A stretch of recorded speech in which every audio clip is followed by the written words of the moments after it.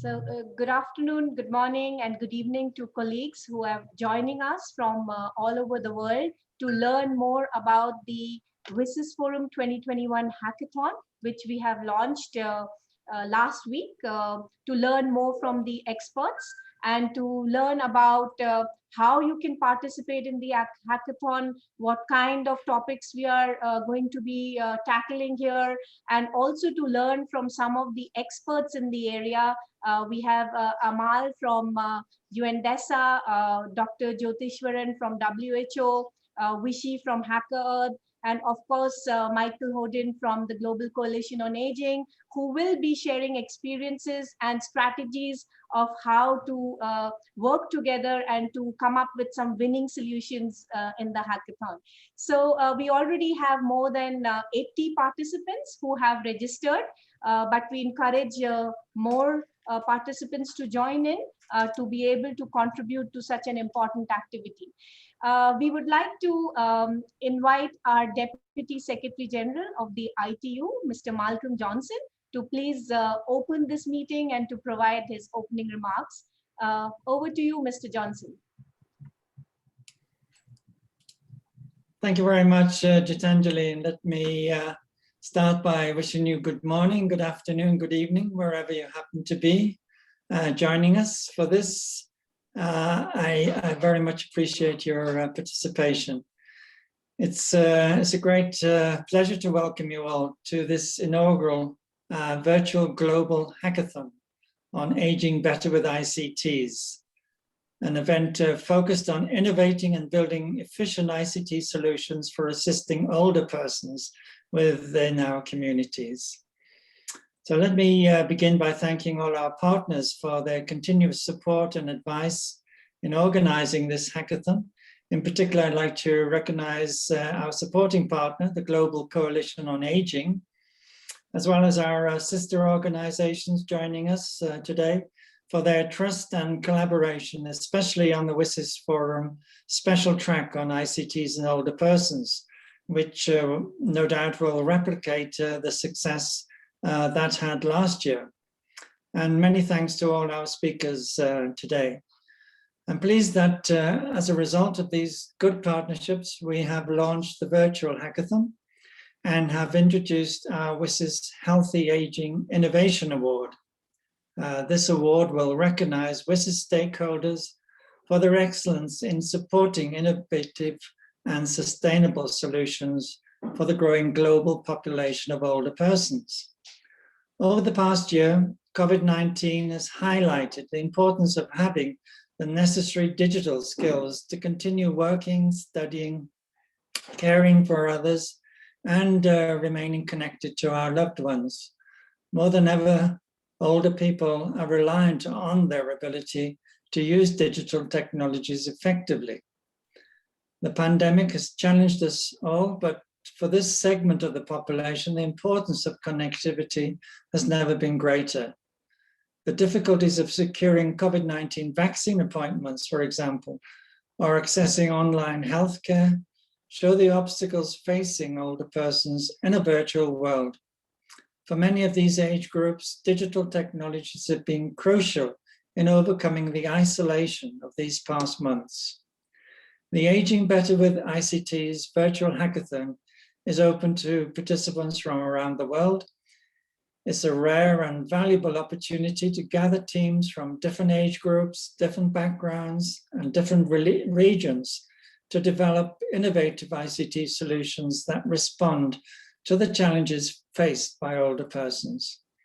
Together, we can ensure that all of us, no matter what age, can benefit from the positive impacts of ICTs on global development and connectivity. So I wish you a very successful hackathon and good luck to all the participants. May the best team win, as they say. Thank you very much, Gitanjali. Thank you very much, Malcolm, for those words of encouragement. I'm sure that all the 80 who have already signed up will be very encouraged. We will also share this session with experts on Facebook Live. So there are many people following us through Facebook right now, and we will upload it on the Hacker Earth page for the hackathon as well, for the teams to learn more about what happened today, for those of who could not join. So thank you very much, Malcolm. And we would now like to invite Mr. Michael Hoden. He's the CEO of the Global Coalition on Aging. And he will share with us some of the latest initiatives led by GCOA to enable healthier and more active aging. And he will also inform us a bit more about the prizes that the winners of the hackathon are going to receive. So Michael, over to you. Thank you very much, Gitanjali, and thank you, Malcolm, Deputy Secretary General. We, from the Global Coalition on Aging, are truly delighted and honored to be partner with you this year.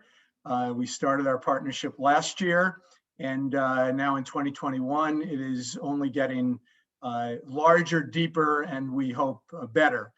We're very, very pleased that this year we will be partnering not only in the panels that we will encourage everyone to enjoy, to be part of, virtual again this year, so we can both extend it globally in an easier way, and while, as Malcolm, as you said so well last year, continue to reduce our carbon footprint because we're not all getting on planes and traveling all over the world.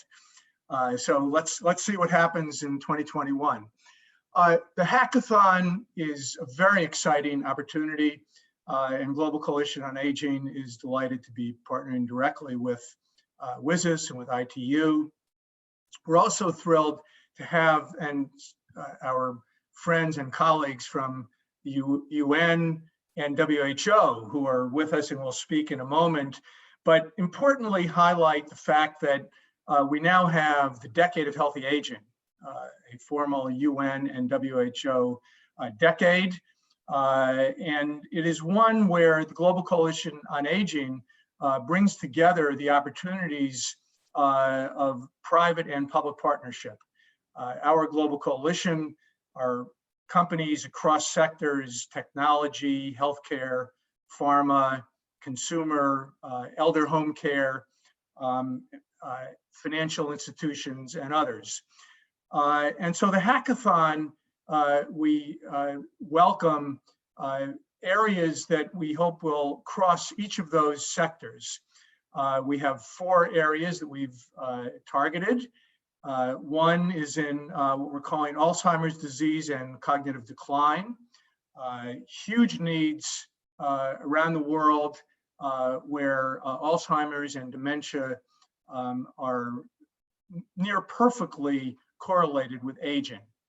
And so the hackathon, we hope, will work to find ideas, toolkits, technology to help address that. Secondly, frailty. We know as one ages that there are challenges, bone health, osteoporosis, fragility fractures, but also in areas that could be related to nutritional health. And the critical element with all of these, but including with frailty, that we start thinking about healthy and active aging, not when we're 60 or 80 or 90, but when we're born, when we're in our teens, when we're in our 20s. And so we welcome the hackathon participants to think about this as a life course event, not just quote unquote an old event. Thirdly, transportation and mobility, the critical needs around that with respect to a healthier and active aging, very much a part of the Whole Age Friendly Cities program, which we welcome with our WHO and UN partnership. And the relationship there also to the silver economy. We recall that our silver economy today is in the $15 to $17 trillion number. So we think that the hackathon can address this not only from an idea and a content point of view, but from a market opportunity point of view. And finally, financial tools for longevity. And here we understand the relationship with fintech. We know that those who have been isolated and quarantining or staying at home, whether you're 23 or 83, have been more and more engaged in fintech to continue our world with respect to live streaming, with respect to payment plans, pension changes, et cetera. So fintech with respect to financial tools is critical.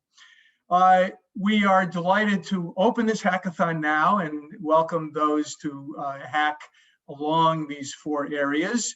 We will invite competition, as Gitanjali and Malcolm indicate, from the standpoint of ideas, technology, toolkits, and we are delighted that there will be prizes at the end, $1,000 prize for the winners of the competition in each of the areas, and opportunities for mentorship, which we hope to be able to partner with the Global Coalition and our members.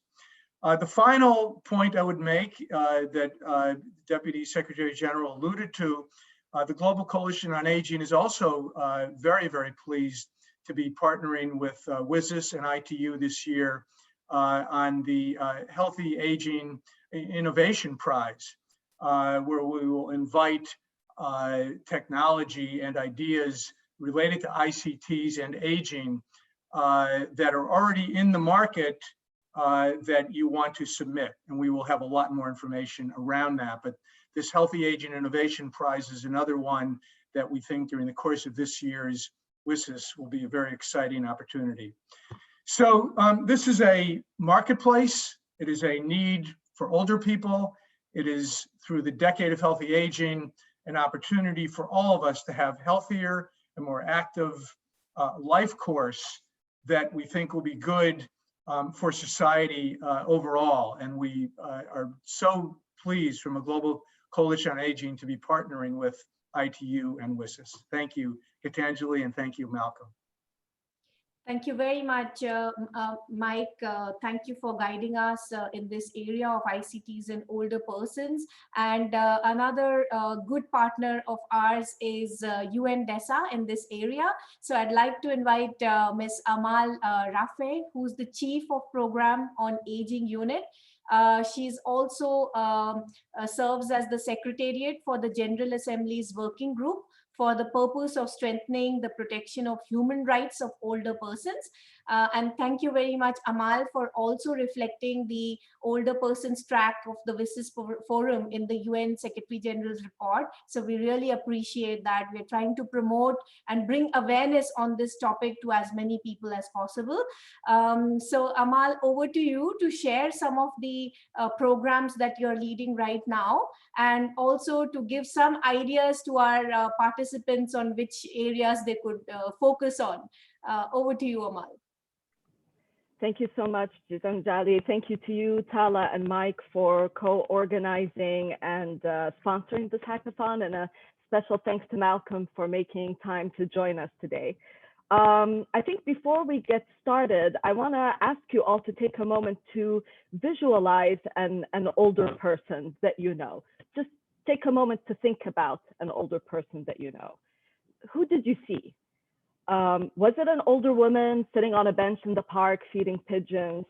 Was it a 65-year-old retiree who wants to continue to work because he's looking for a sense of self-worth, dignity, and fulfillment? Was it an older woman working a food cart on the street because she knows if she doesn't, she won't be able to support herself? Was it a bedridden older person in a nursing home who needs help in daily activities? Was it a retired doctor or nurse who ironically are members of an age group that was hardest hit by the pandemic, who leaped to the call for help during this crisis? To me, it was Lillian Pollock.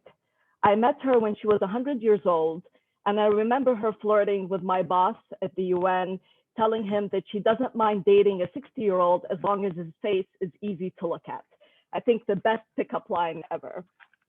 What I want to say is that as we move forward with this hackathon, I want you to keep in mind that there's a diversity in old age, that we just can't make assumptions about what old age looks like. we have to acknowledge this heterogeneity amongst older people. They have different needs, different capacities, different preferences, different health and social and economic status.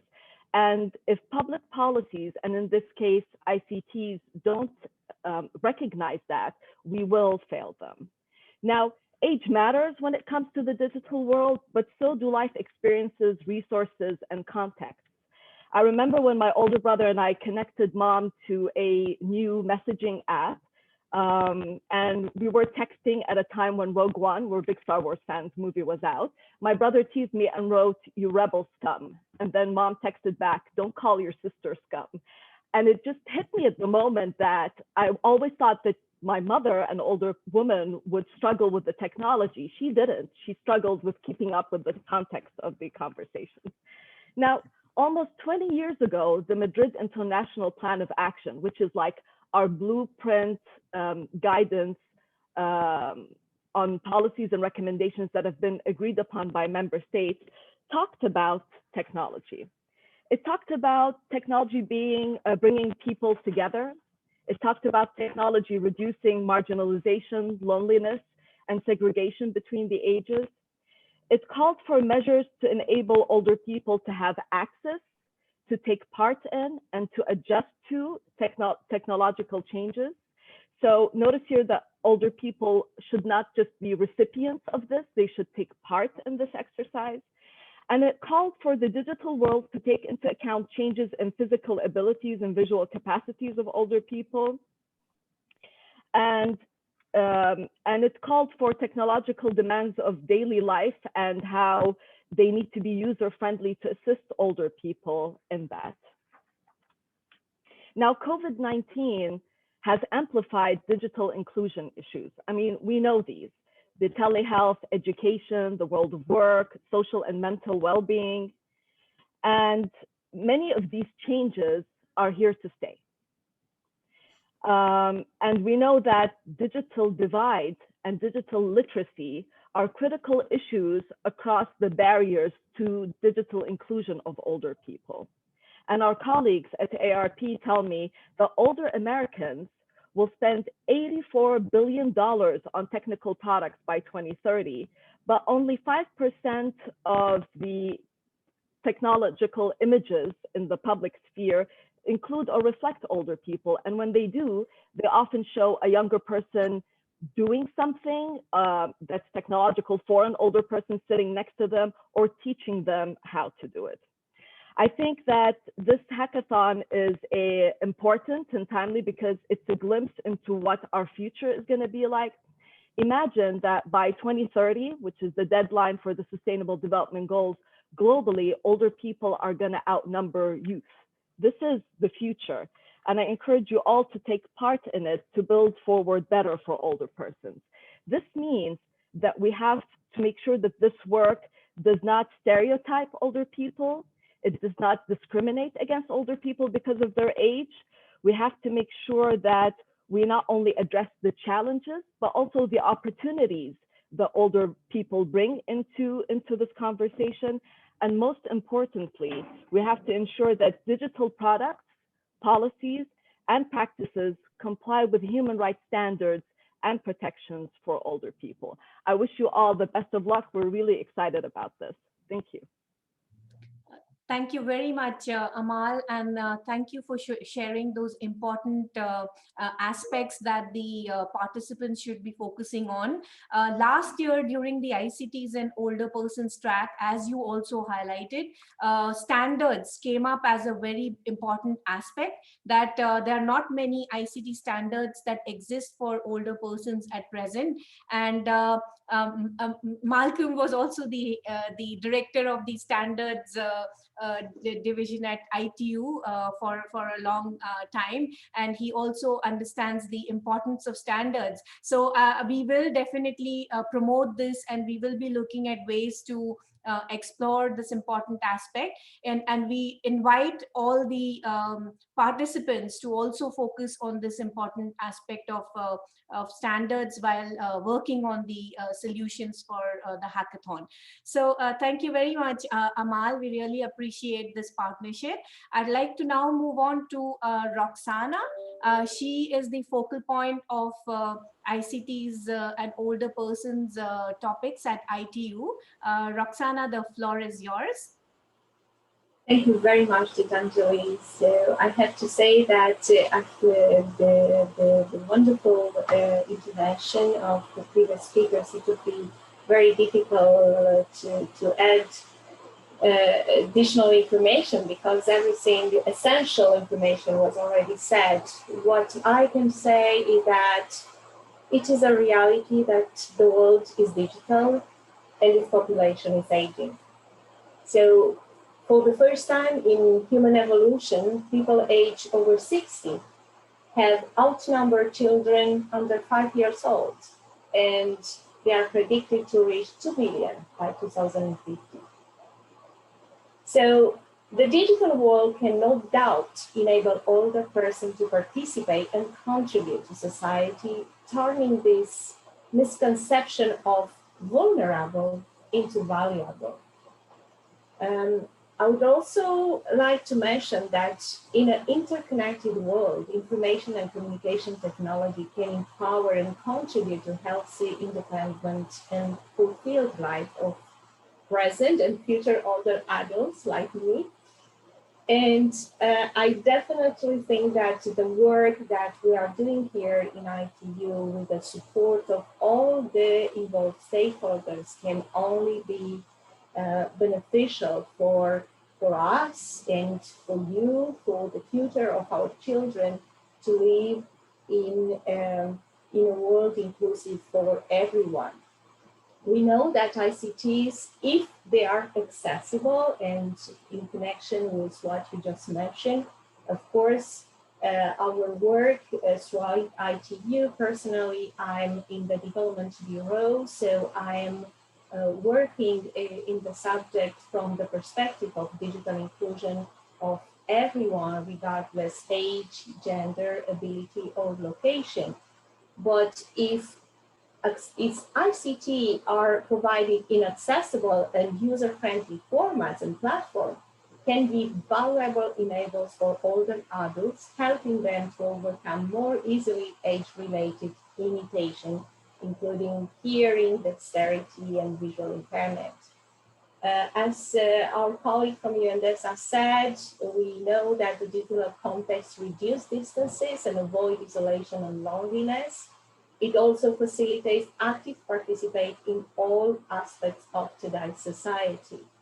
So, in particular, we in BDT really want to support our member states and stakeholders in building accessible and inclusive digital environments. As you know, ITU has its target 2.9 of our strategic goal number 2 in inclusiveness, which require all countries to ensure accessible environments for all people, including persons with disability, by 2023.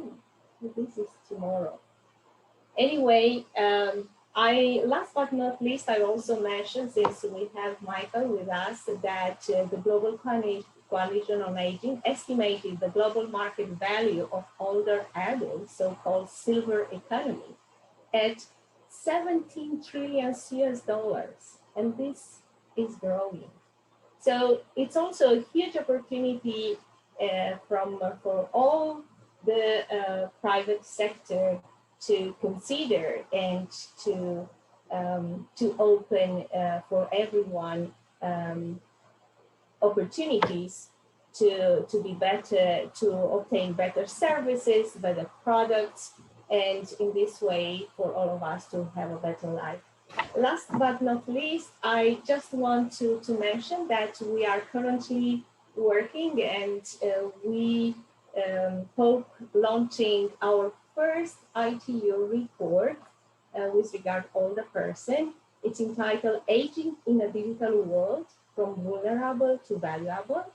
And we do hope launching in this WSIS 2021. So with this in mind, we are here to support all the work that it is done throughout UN organization and with the support of the stakeholders, and looking forward jointly make a more inclusive and accessible world.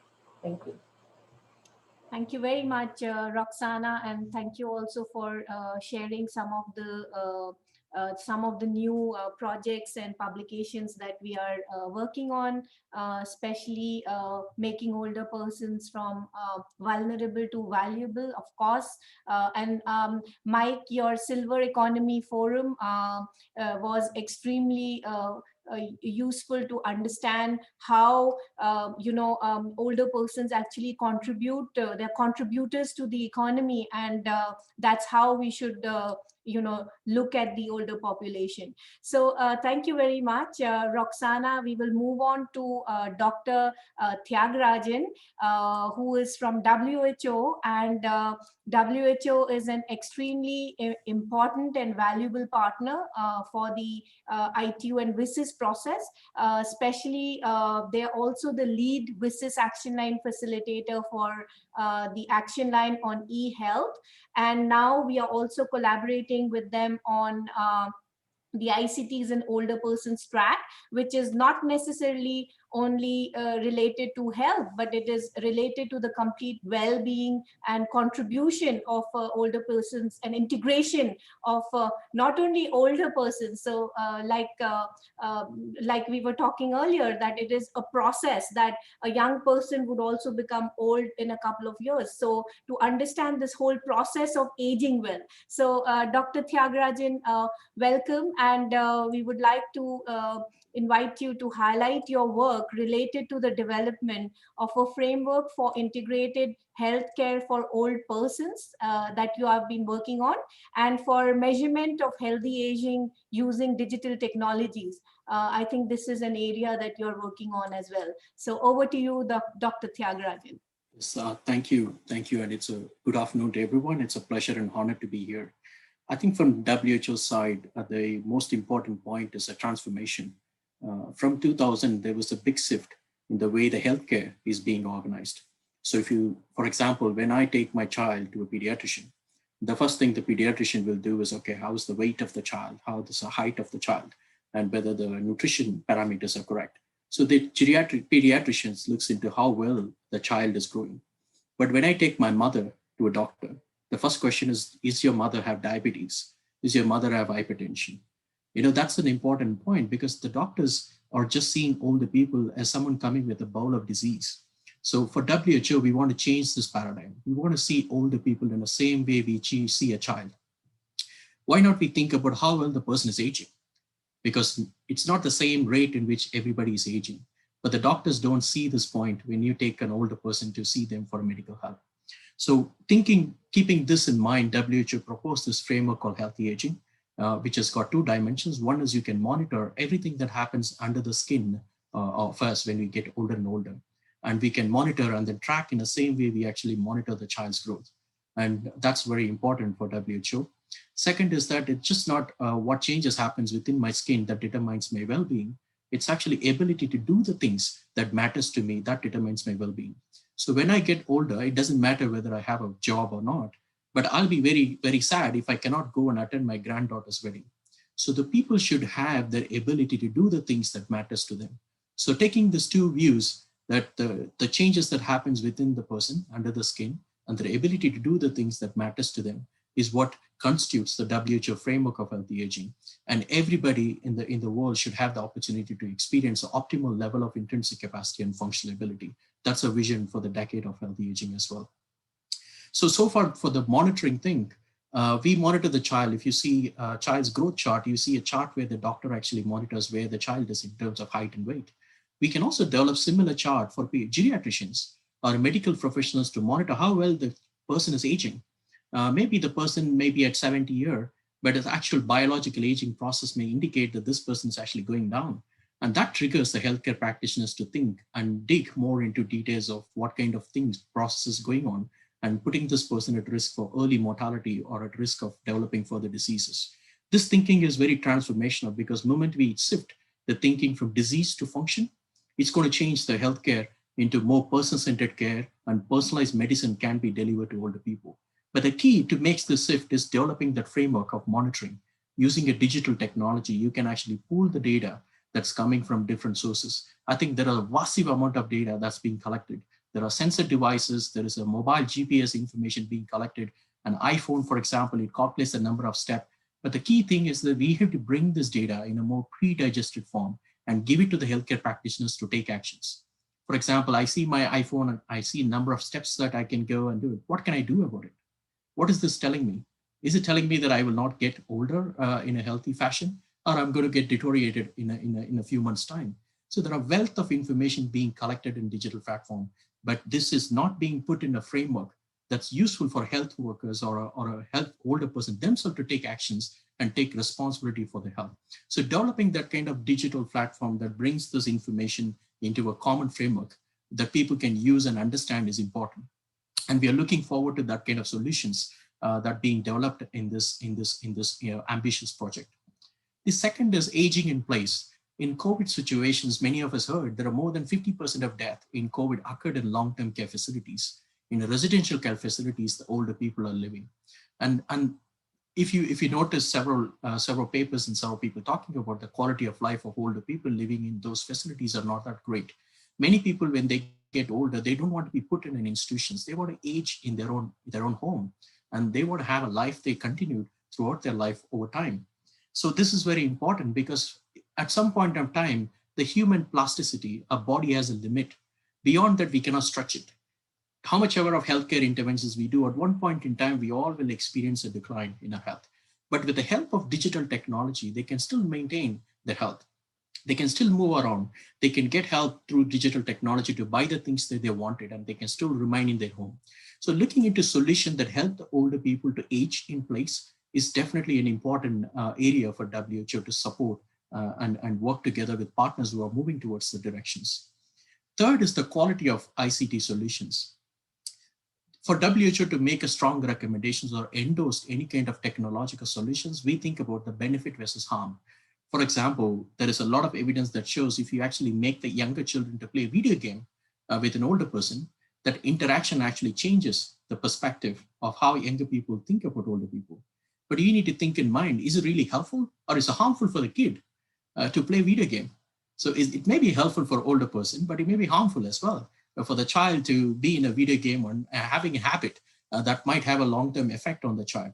So sometimes this kind of technology may be beneficial. At the same time, it may cause some harm to people as well. So we need to keep in mind in any developing any solutions, we have to see how much benefit it's going to cause or how much harm it's going to cause. And thinking about those two things will help us to drive a solution that's more beneficial for the population.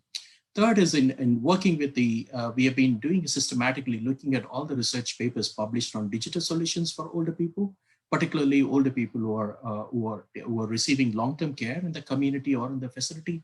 We found that the quality of those research and quality of those technology is not that great. A lot of older people find it very amusing when they have an app or when they have something, but how friendly is those app? How easy it is for them to use? How simple it is for them to communicate or use and navigate the resources? That really determines how well you're going to sustain them over a period of time. So the solution is just not to bring some enthusiasm. We need to have a solution that really helps the older people engage and have a sustainable progress over time. I'll stop there with this 3 point. I'm happy to take any questions and good luck for the entire forum. Thank you. Thank you very much, Dr. Tyagarajan. I think your intervention also makes it clear how important it is to have things like, this hackathon to gather data, to generate some exciting frameworks and also have some solutions to the many problems that are there. So thank you very much for joining us. And we will be joined by our colleagues from WHO, UNDESA, our own colleague from ITU, all through the mentorship process. So all the different participants who will be coming in will also be guided and they will be mentored by all our UN agencies and of course GCOA.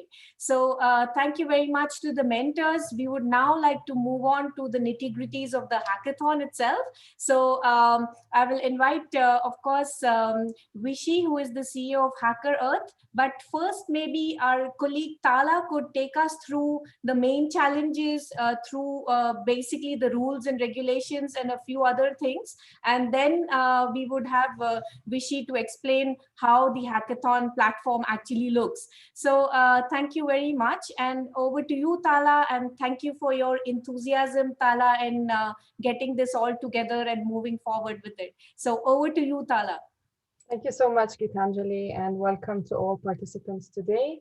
So the Aging Better with ICTs online hackathon will ideate actually solutions that will respond to the challenges that are faced today by older persons under 4 different areas that were leaded nicely and well detailed by Mr. Michael Houdin. I'll just remind them quickly. So we have challenge number 1, Alzheimer's disease and cognitive decline. 2, frailty, 3, transportation and mobility, and 4, financial tools for longevity. So really, the idea is whether the solution is an app, a guideline, a toolkit, really to work towards moving the older persons from being a vulnerable, seen as a vulnerable element of society into an active and engaged and valuable member to society. So who can participate to this hackathon? Actually, anyone can.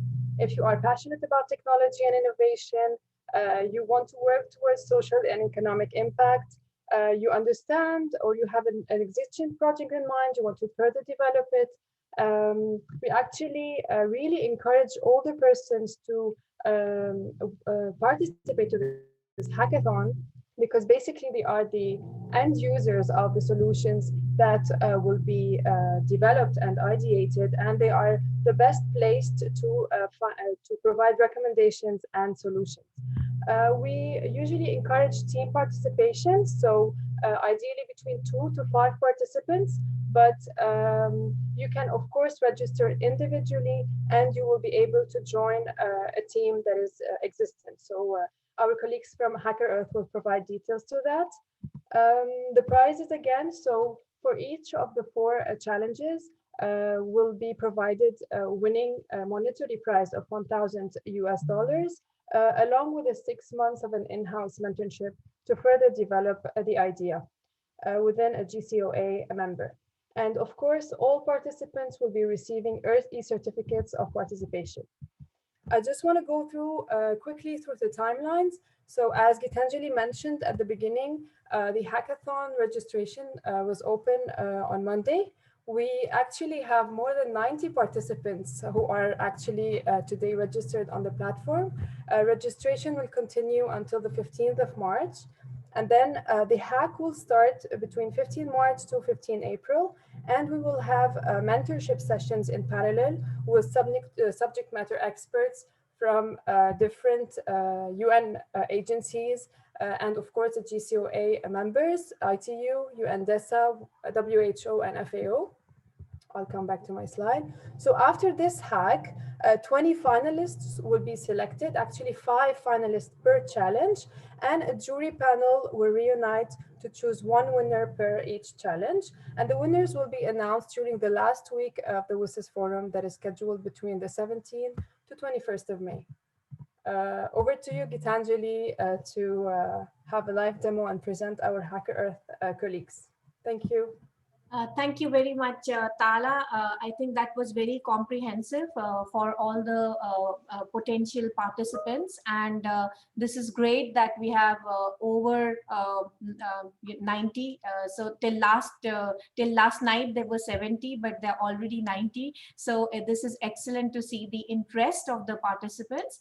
And, you know, like also our Deputy Secretary General said, physical space is not a constraint for this hackathon because it's virtual and we can have as many participants as possible. When we do it in a physical way at the ITU, we have space only for 130 individuals to participate physically. So this is a wonderful opportunity for everyone from all parts of the world to participate. So now I'll move on to Vishy, who is the CTO of Hacker Earth. Vishy, thanks for being so patient, and we wanted to save the best for the last. So Vishy, we chose Hacker Earth because you have been conducting virtual hackathons, and you've been engaging, you've done some for IBM, Airbus, and various other reputable companies and organizations. And we'd like you to share some of your experiences in these virtual hackathons, because this is the first one for us, like we said, and also present a quick demo of what the participants will expect and how do we plan to do it technically. So over to you, Vishy, and thanks for your patience. Thank you. Thank you so much, Gitanjali. I will obviously give a quick demo for the participants so that they know what it is going to be like. But before I jump into that, let me actually make a quick confession. The last 45 minutes that I've been here, it's been thoroughly educating for me. I am a software engineer by profession, and this is a very, very different group of people that I'm actually interacting with. You don't get such opportunities very often. So extremely honored and humbled to be here. I think, before coming to this, this panel, my thought on aging was probably restricted to just a single line, which you could sort of put it like, as you grow old, your options in life reduce, right? And this is what we are fighting essentially for, right? How to kind of not reduce those options and make it easier, right? But I think after having heard so much from such esteemed panelists out here, I kind of believe that we are all aging, so it must not be it must be a problem for all of us, right? We are all, even I'm aging. I'm 36 years of age, and I am also aging, right? So I think it's a problem for all of us. So more than looking at this as a problem of age, I think if we could look at this as a problem of inclusion, right? More generically speaking, I think that would solve and open a lot of doors, I think, generically speaking. So as an engineer, I'm trained to kind of look for solutions. And that is the message that I would want to give to the participants as well, that don't think about this as being only for elder people or something for older age, but rather solve this problem more generically as a problem for inclusion, right? So that's that would be something that I was just thinking about while listening to everyone here. Obviously at Hacker Earth, like Gitanjali, you said, we've kind of done a lot of work, in the hackathon space. We have hosted more than 3,000 hackathons on our platform globally. And that gives us some degree of confidence that we should be able to hold such interactions and, host such hackathons, even going forward as well. We have a developer community, which is 5 million and growing right now. And this is again a global community of developers, right? Being deep into technology ourselves, we have usually catered to hackathons which have been about innovation related to newer technologies and deep technical stuff, right? So stuff like artificial intelligence, IoT, deep learning, and stuff like that, right? And we've been helping our partners evangelize their technical offerings around cloud and APIs and virtualization and things like that. That's like more sort of bread and butter for us. Having said that, we've hosted a lot of hackathons in some really, really diverse set of social causes. To take a few examples, we've done hackathons related to food security. We've done some hackathons related to social, economic, and environment welfare, something related to primary and secondary education. COVID-19, obviously, it's been such a black swan event for all of us, right? Irrespective of age, gender, whatever. And we've done some hackathons around alternative waste management, drug efficacy testing, and so on, right? So there has been, a plethora of such social issues that we've actually worked with in past. And I'm so glad, that we are actually doing this with ITU and a bunch of UN agencies who are also involved in this. right? I'm personally excited to kind of see us delving into a new problem domain, right, related to aging. And like I said, I mean, ironically, it cuts across ages. So you know, coming back to you know, the themes, I think Tala already touched upon that. So cognitive decline, frailty, mobility, financial independence. Instead of calling it financial tools, I'd rather call it financial independence, because that's ultimately what you seek. You know, these have been some of the problems that have existed for some time now, right? To be honest, I've seen some of these personally in my family, in close from close quarters, right? So I'm really hoping that participants can understand the problem statements, not just in the letter, but also in the spirit, right? So with that, I will stop myself. And Gitanjali, I hope I can share my screen with everyone quickly. Please go ahead. Sure. Just give me a moment, folks.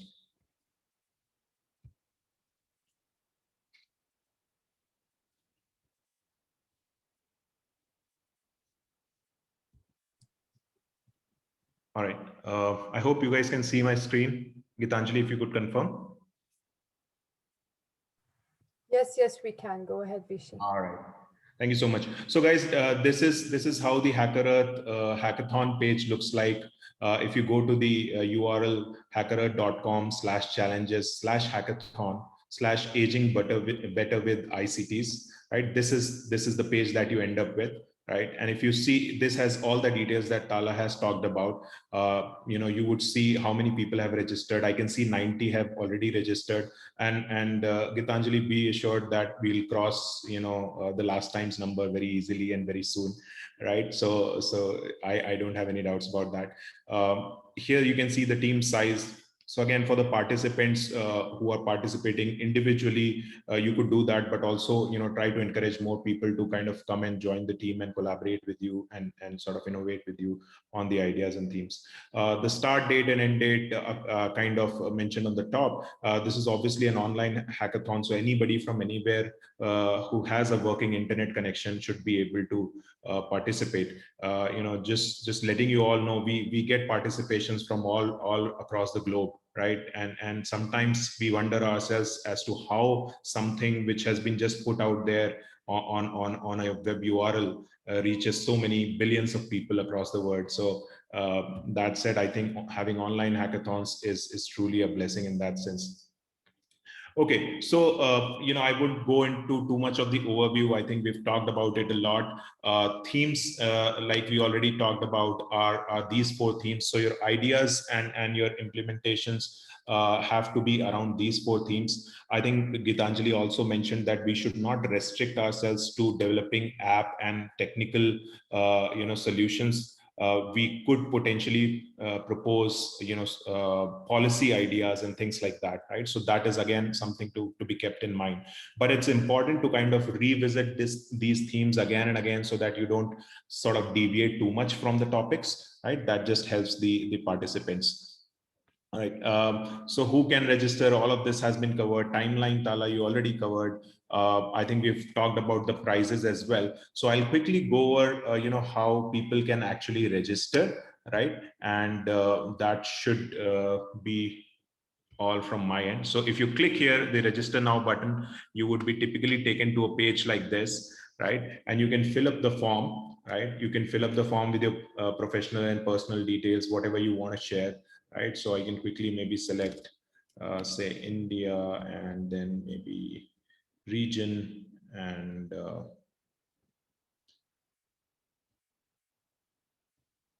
so I'll quickly fill this up, and as usual, agree to the terms and conditions.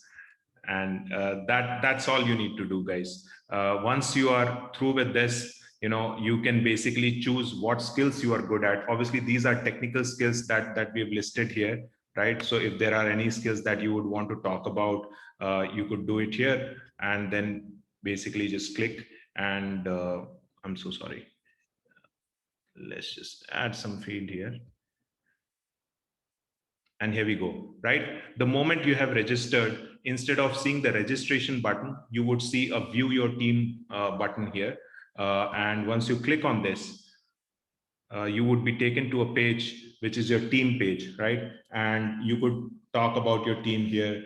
We are a team of whatever, rock stars trying to solve for aging, right? And you could edit your team name here to whatever else you want to. Let's say there is a team that Dr. Jyotish wants to sponsor.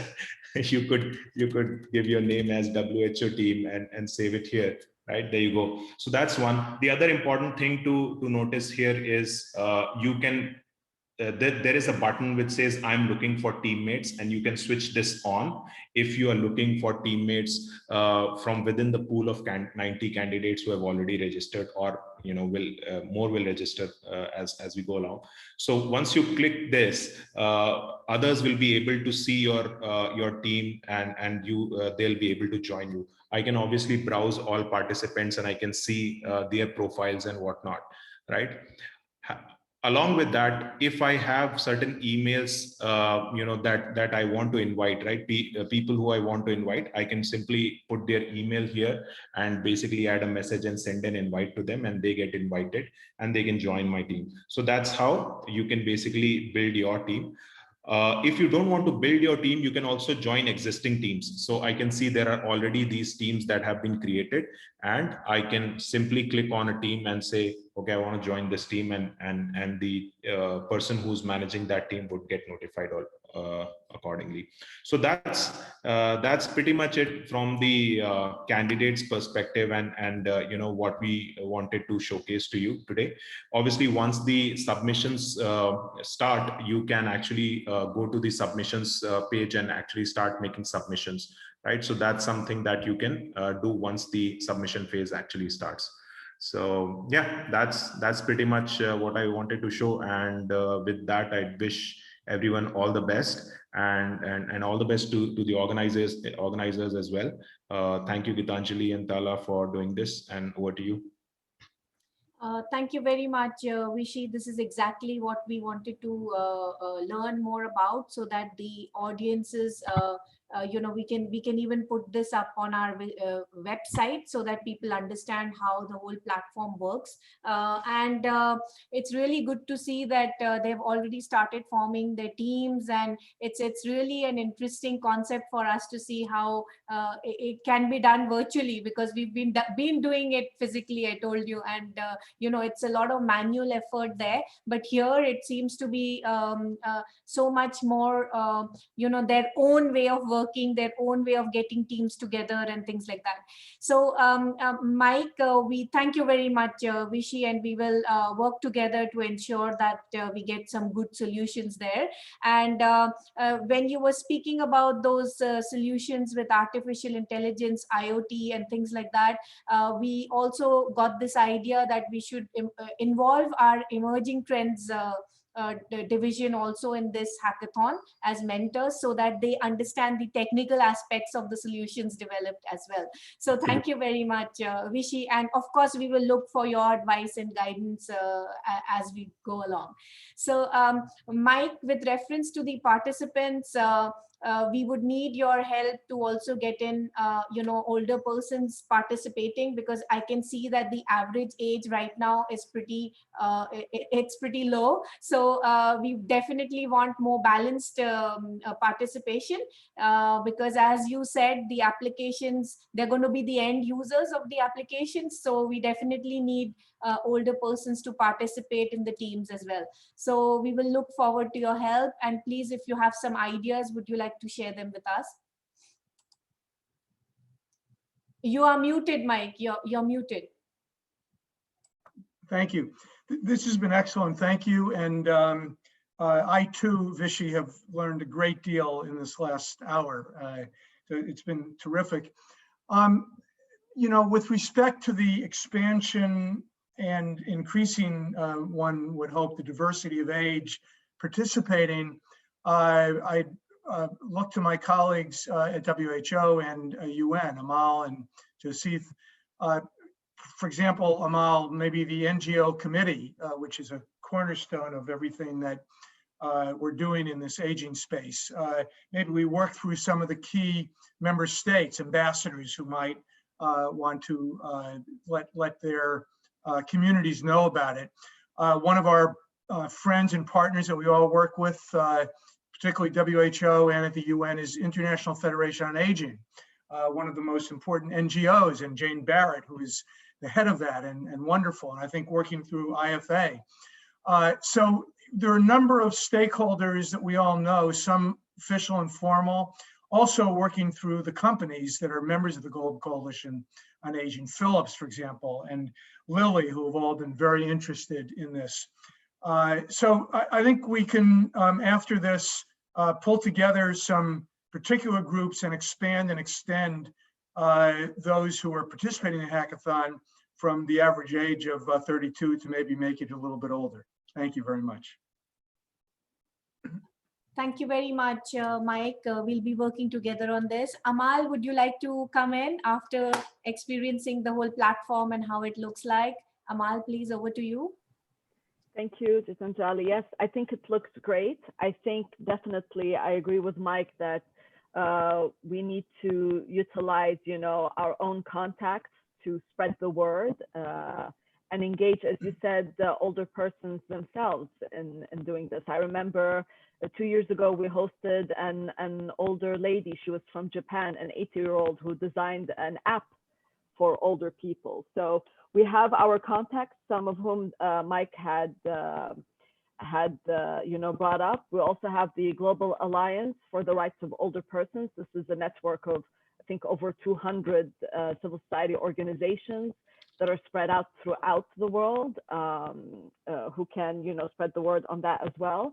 And I think also, delegations in New York, governments, and in Geneva should be aware of this exercise. So we have the group of friends of older persons. We'd be more than happy to circulate this amongst them so that they can in turn circulate it back to their capitals. And as Roxana knows, she's a very valued colleague of ours. We have an interagency group on aging within the UN system, and we'll be more than happy to share ITUs and your work within that network as well. Thank you. Thank you very much, Amal. Thank you for helping us to promote this important activity. Also from our side, Malcolm, our Deputy Secretary General, he has sent out letters to all membership as well, bringing this to their attention. And from the WSIS team, we have a WSIS Flash, which is a newsletter which goes to more than 100,000 stakeholders interested in the WSIS process. So we have advertised it there as well. So hopefully we will be meeting this challenge of balanced participation, and we will have some good outcomes. Dr. Jyotishwaran, would you like to come in to say a few words? Thank you, Gitanjali. I think this has been an exciting forum to engage with.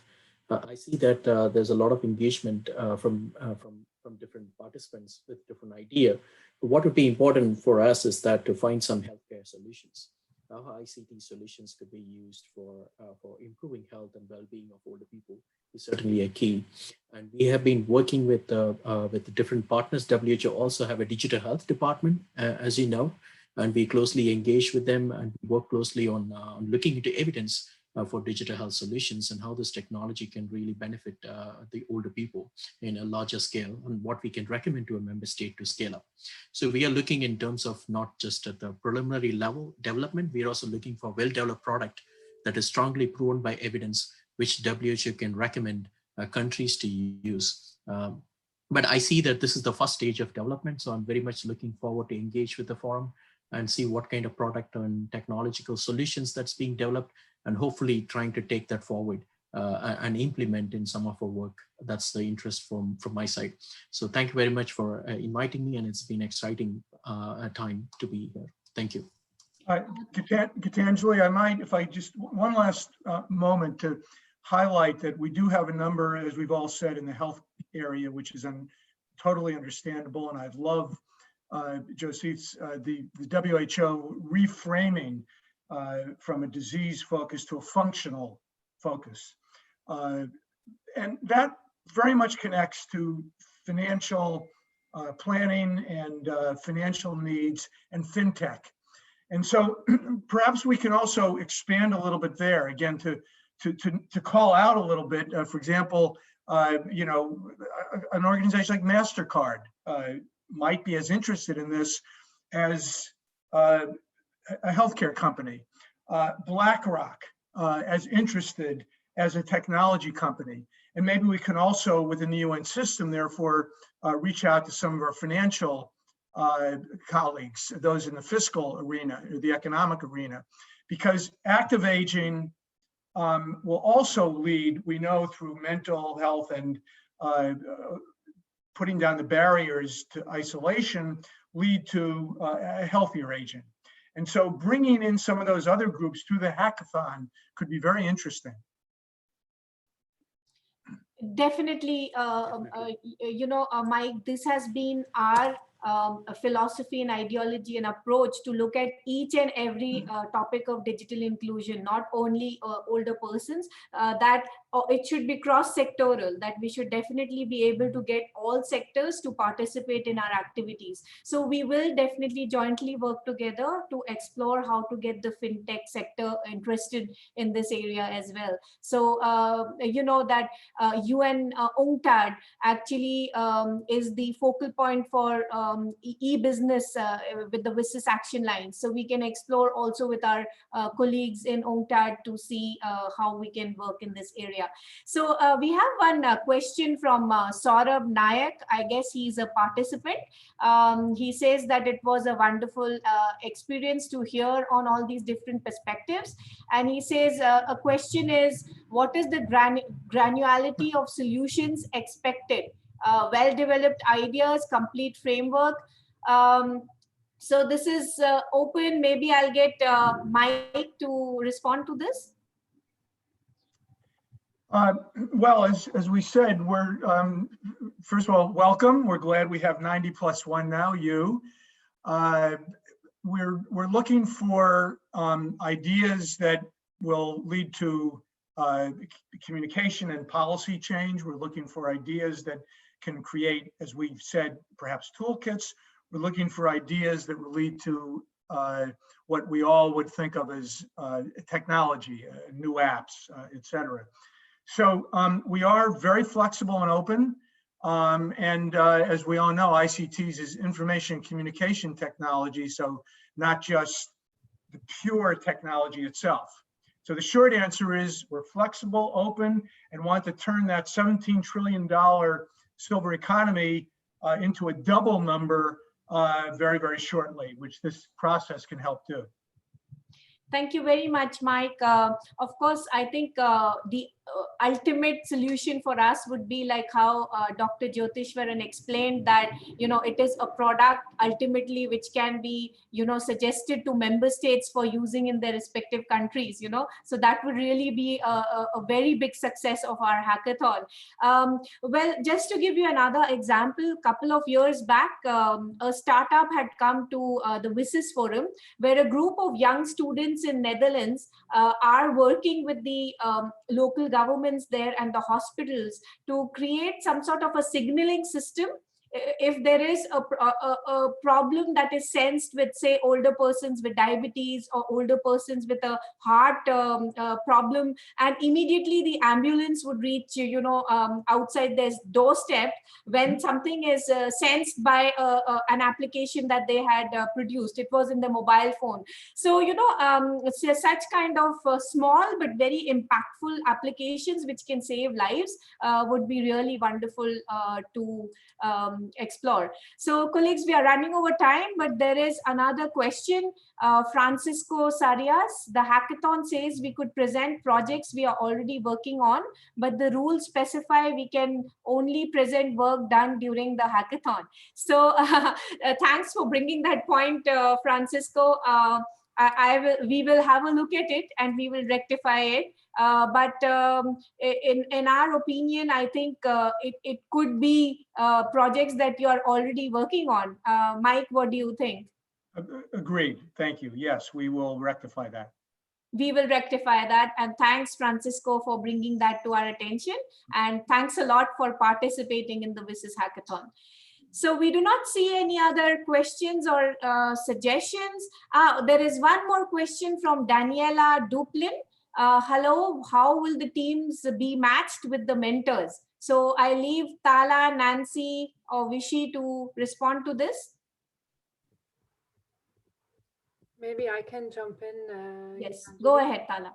So actually, the mentors are here to, we will organize specific sessions with the mentors, and the main objective of these sessions is to provide insights and information on the specific segment that is the older persons. So I think what you were talking about is mentorship as in IT mentorship. Isn't that right, Vishy? Did I understood well what because I believe in your previous hackathons, you do mentorship sessions with programmers.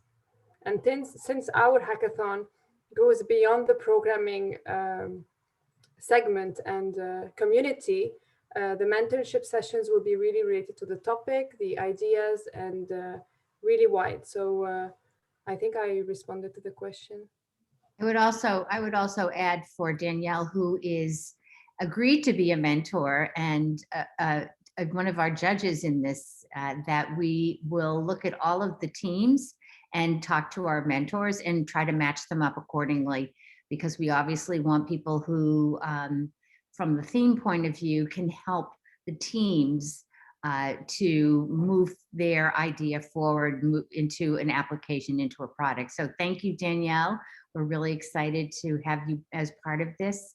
Danielle is the CEO of an organization called Agency in Boston and has an amazing outreach to founders in technology, over 50. So she's also one of the people that we're working with to bring in the older people into the development of this hackathon. So thank you, Danielle.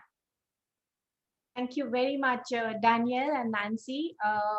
You know, this is really a new community for us in that sense, since we just started promoting the topic at the WSIS Forum since last year. So very warm welcome to you, Danielle, and we look forward to working with all the members of Global Coalition on Aging on this matter. So we do not see any further questions here. And it's already, we've run over time by 10 minutes. Does anyone want to say anything else before we close the session? Okay, I don't see any hands up. So thank you very much to all our panelists for this exciting session, and also to all the participants who have joined us on this important activity and journey. We will be in touch. We will keep conducting mentorship sessions in the framework of Hacker Earth, our online platform. Thank you very much. And we look forward to developing applications that can be useful for this, for older persons. So thank you very much, everybody, and bye-bye. Bye, thank you. Thank you. Bye-bye. Thank you. Michael, we will touch base separately. Oh, thank you. Please, let's do. I'll Yes. send you a note. Yes, great. Thank you. Terrific. Bye. Thank you, Jyoti.